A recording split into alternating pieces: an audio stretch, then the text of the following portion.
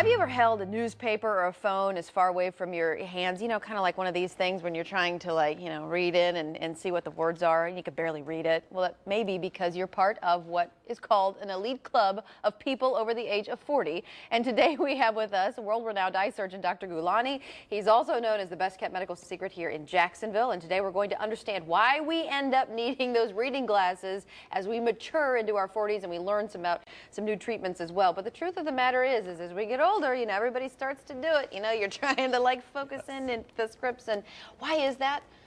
Because, Casey, our eye is like a camera. And in our eye, like a camera, we have a lens. When we are young, our lens is clear and very flexible. So it actually zooms like the zoom lens of this camera here. So the beauty is essentially the same concept. Same concept. So how this zoom would go in and out, basically, is the way our lens moves. And we zoom and we can see distance or near at our will, literally. As we cross 40, our lens becomes less flexible and doesn't zoom much, and then people zoom with their arms. Yeah, I was going to say that's the understatement of the century. We become less flexible in so many ways. So what is that called? Is there a condition for that, or when you have to do the Yes, and this condition, which I call the loss of your zooming power of the eye, is called presbyopia. Okay. And presbyopia actually can also be in people who are actually 20/20 in vision, and they don't wear glasses and contacts, but they get hit just with presbyopia as they age.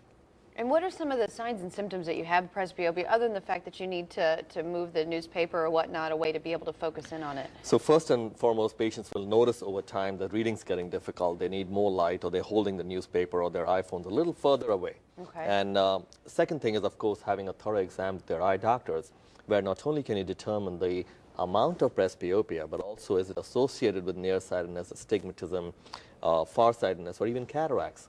Because then, like we always discuss, you can approach it all with one technique. And so let's talk about some of the ways that you can then help with presbyopia if somebody who has that condition. What are some of the treatment options with today's technology? With today's technology, we have tremendous treatment options and combinations. And I like to simplify it by dividing the patients into a LASIK group, cataract group, and those in between. Okay. So the younger group of patients who are just getting into presbyopia and have associated nearsightedness, farsightedness, or astigmatism, you can do an advanced laser vision technique without cutting and using newer polynomials like spherical aberration and giving them a blend vision concept so they can see distance and near. There are patients who may be using contact lenses for what is called monovision, where they use one eye for distance, one eye for near. You can replicate that with the LASIK surgery. Then there are patients who are in the cataract age group where they need the cataract removal anyways, but we can put in an implant after cataract surgery that actually, like progressive glasses, helps them see distance and near. These could be the Restore lens, the Crystal lens, the Resume lens, or the Technis lens. Now, in between is the population of patients who are not yet cataract and still beyond a LASIK scenario. You can actually remove their natural lens and replace it with one of these, what we call accommodative or progressive lenses, and that's forever. When you say beyond LASIK, what does that mean? You mean? So all patients are not candidates for one surgery, which is what we always talk about, the art. So when you design the surgery looking at all their optical errors and you feel that LASIK doesn't make sense here because let's say they're very farsighted and they have presbyopia, you rather change their lens. And that helps them in a more permanent fashion. Okay. Well, that's what we were talking about when you have come on before. And it's, some people will think of getting a procedure done for their eye. It's one issue, one surgery, one size fits all sort of thing. But that's not how you operate in your office. Never. Yeah. Never. I keep repeating this whether I'm teaching or practicing is every eye is different. You have to have a design procedure to give you the best visual output that you are capable of. Yeah, it's amazing. You don't really realize just how valuable, your eyesight is until you start to have problems with it. Because I'll never forget when I first got contact lenses.